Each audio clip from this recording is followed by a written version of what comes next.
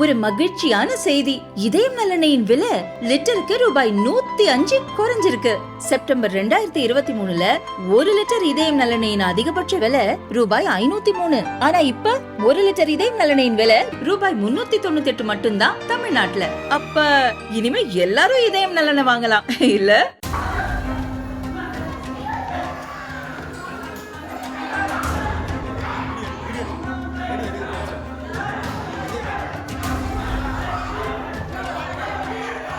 தர்மபுரி மாவட்டம் பாளையம்புதூர் கிராமத்தை சேர்ந்தவர் சின்னசாமி, வயது 30. இவரது மனைவி கோதாவரி பிரசவத்திற்காக தர்மபுரி அரசு மருத்துவக் கல்லூரி மருத்துவமனையில் அட்மிட் செய்யப்பட்டிருந்தார். சில நாட்களுக்கு முன் பெண் குழந்தை பிறந்துள்ளது. சின்னசாமி தனது குழந்தையை பார்க்க வரும்போது எல்லாம் மருத்துவமனை செக்யூரிட்டிகள் பணம் கேட்டதாக கூறப்படுகிறது. அவரும் பணம் கொடுத்து வந்ததாக சொல்கிறார். இதுவரை 3000 ரூபாய் கொடுத்துள்ளேன் என்றார். வழக்கம் போல மருத்துவமனைக்கு வந்த சின்னசாமி மனைவியை டிஸ்சார்ஜ் செய்ய சென்றுள்ளார். அப்போது செக்யூரிட்டிகள் பணம் கேட்டதாக கூறப்படுகிறது. கையில் பணம் இல்லை, ஏடிஎம் சென்று எடுத்து வருகிறேன் என கூறியிருக்கிறார். அப்போது இரு தரப்புக்கும் இடையே வாக்குவாதம் உண்டாகி கைகலப்பானது. செக்யூரிட்டிகள் 2 பேர் ஒன்று சேர்ந்து மருத்துவமனை படியில் வைத்து சின்னசாமியை தாக்கியுள்ளனர்.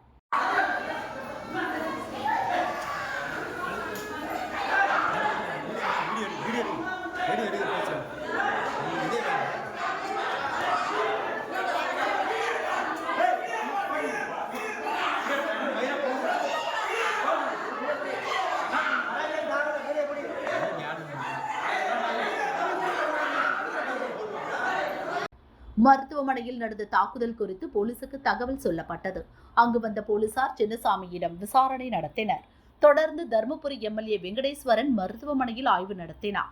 பிரசவத்திற்காக அனுமதிக்கப்பட்ட பெண்ணின் கணவரை தாக்கிய செக்யூரிட்டிகள் குறித்து விசாரித்தார். தாக்குதல் நடத்திய செக்யூரிட்டிகளை பணி இடைநீக்கம் செய்ய அறிவுறுத்தினார். தருமபுரி மருத்துவமனை முழுமையாக பார்த்தேன். அந்த பிரசவ வார்டிலும் போய் தனித்தனியாக அந்த குழந்தைகளுடைய தாய்மார்களுடைய கேட்டேன், மருத்துவர்களும் பேசினேன். நேற்று நடந்த நிகழ்ச்சி, அந்த மருத்துவமனைக்குள் குழந்தை வார்டுக்குள் ஆண்களை அனுமதிக்கக்கூடாது என்ற ஒரு சின்ன வாய் தகராறு தான் ஏற்பட்டது. மற்றபடி பிறந்த குழந்தைகளுக்கு யாரும் கட்டாயப்படுத்தி பணம் கேட்கவில்லை என்று தான் நிறைய தாய்மார்கள் சொல்கிறார்கள். அதேபோல் மருத்துவர்களும் செவிலியர்களும் அவர்கள் மீது எந்த குறைகளும் சொல்லவில்லை. பொதுமக்கள் தொடர்ந்து நானும் அவர்கள் மருத்துவர், டீன், சூப்பரண்டு, ஆர்எம்ஓ மற்றும் அனைத்து மருத்துவர்களும் நேரில் பேசி தருமபுரி அரசு மருத்துவக் கல்லூரி மருத்துவமனையில் வரும் நோயாளிகள் அனைவரும் கிராமப்புறத்திலிருந்து வருகிறார்கள்.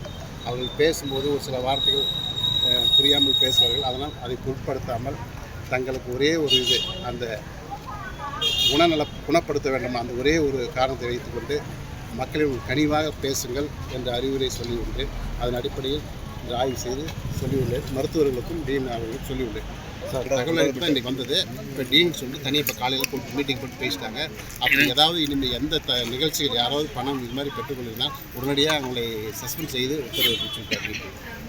இப்போ காலையிலே பேசிட்டாங்க. இல்லை அது சில எனக்கு காது கேட்டது. ஆய்வு கூட்டத்தில் பேசுனாங்க. டீனுக்கு சொல்லுங்கள். டீனு சொல்லுது, சார் அப்படி ஏதாவது சொல்லுங்கள் சார், அந்த மருத்துவர் ஆகட்டும் பணியாளர் யாராக இருந்தாலும் உடனே சஸ்பெண்ட் பண்ணணும்னு சொல்லியிருக்கிறாங்க. ஒரு சிலது நம்ம அப்படி ஏதாவது நீங்கள் தான் சொல்லுங்கள், கண்டிப்பாக நடவடிக்கை எடுக்க மாற்று கருத்தில். ஏன்னா இந்த மருத்துவமனையை பொறுத்த வரைக்கும் வறுமை கோட்டு கீழே இல்லை, வேறு வாழ வழி இல்லாமல் தான் இங்கே வராங்க. இப்போ இந்த பாதிக்கப்பட்ட சின்னசாமின்றவர் சுமார் 3000 ரூபா பக்கம் நாங்கள் செக்யூரிட்டிக்கு கொடுத்து தான் போய் மேலே குழந்தைய பார்த்தோம் 2-3 நாளா அப்படின்னு சொல்லியிருக்கேன். பேட்டி கொடுத்துருக்கேன்.